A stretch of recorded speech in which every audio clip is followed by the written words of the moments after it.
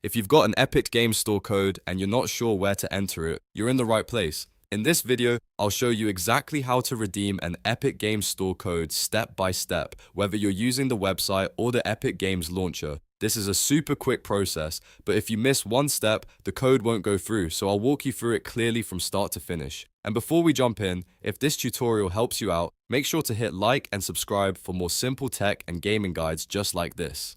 Alright, let's get into it. First, open your browser and go to the Epic Games website, or if you already have it installed, open the Epic Games launcher on your computer. Once you're on the platform, you'll need to sign in to the Epic Games account where you want to redeem the code.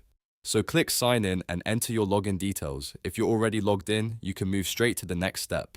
After you're in your account, look at the top right corner and click your profile icon. This is where Epic keeps the account options, including the code redemption page. From the drop-down menu, select Redeem Code. This will open the page where you can enter your Epic Games Store code. Now carefully type or paste your code into the box.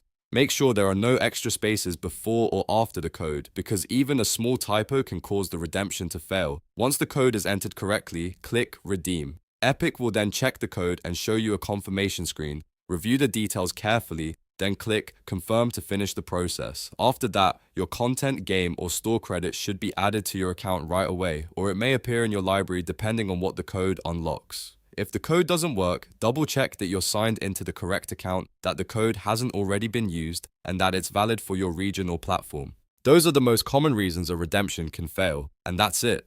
Now you know how to redeem an Epic Games Store code quickly and correctly. If this video helped you, please give it a like, subscribe for more step-by-step tutorials, and I'll see you in the next one.